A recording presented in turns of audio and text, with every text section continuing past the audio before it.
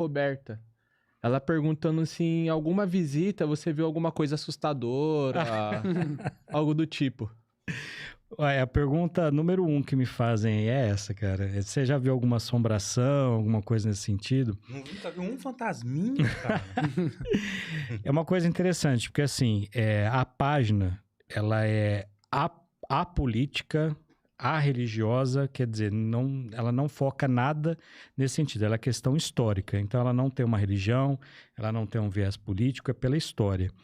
E eu respeito tudo, eu respeito todas as religiões e, inclusive, tenho na família pessoas que têm uma sensibilidade para isso. Então, quem sou eu para dizer se isso existe, se isso não existe, né? Eu, Anderson, particularmente, nunca vi ou ouvi nada. Porém, eu passei por 2 situações que foram idênticas em momentos e cidades diferentes. Posso contar? Claro, deve.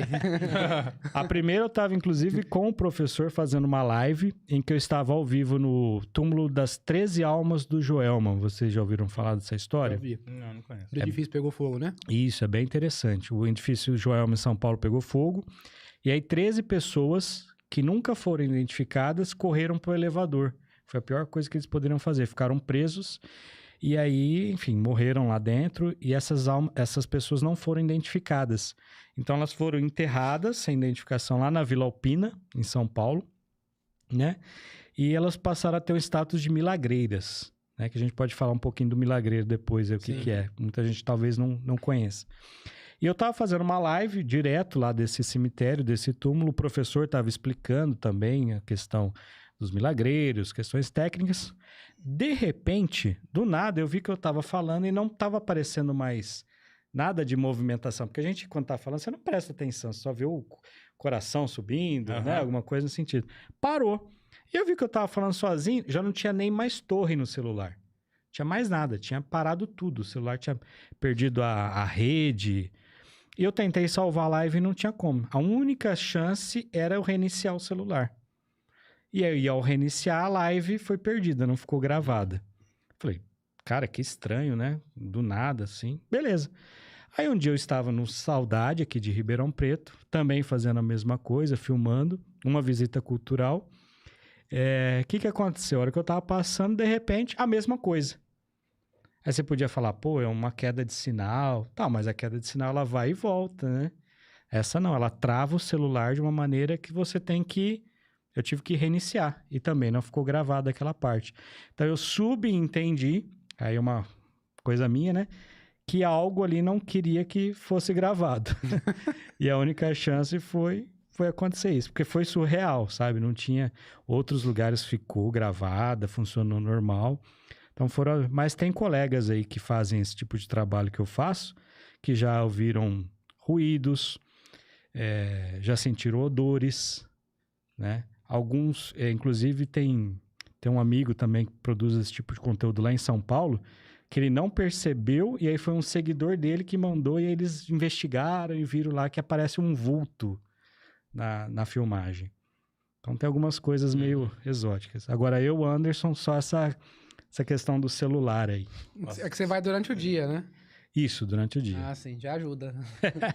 Não tem plano de fazer um tour guiado à noite, não? Existe. Eu gosto muito de cemitério, não tenho problema nenhum de entrar, mas eu vou de dia. De dia.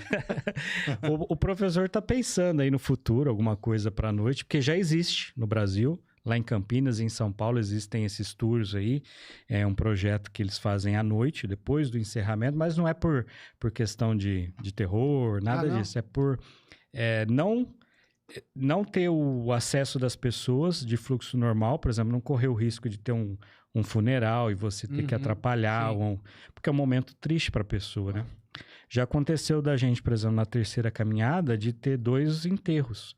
Então, a gente ter que desviar, e aí você está com 50 pessoas, querendo ou não, existe o risco de alguém tropeçar, cair, né? Então, assim, nesse aspecto é bem interessante de você não correr esse risco, né? Sim, é Porque verdade. no Brasil não existe sepultamento noturno. Eu achei que fosse com viés de terror mesmo. Não. Porque lá nos Estados Unidos tem. Porque eu lembro que uma vez eu fui lá em Salem, já ouviu falar? Já que a cidade tem a história das bruxas de Salem e tal. Salem. E realmente é uma cidade muito esquisita, assim. Ela é igual Varginha aqui no Brasil, né? Que é em torno do negócio do ET. Lá é em torno de bruxas. Das não sei o que lá. bruxas. E realmente é uma cidade, assim, com um clima muito estranho. As pessoas, elas são estranhas. É tudo assim, muito assim, negócio assim de terror mesmo. E lá, mesmo fora de época, no Halloween, então nem se fale, né? Mas mesmo fora de época, tem vários tours guiados, assim, negócio de terror, em cemitério e tal, à noite, de dia, a hora que você quiser. Casas mal assombradas, é tudo em torno disso, entendeu? Mas é com esse viés mais de negócio de terror.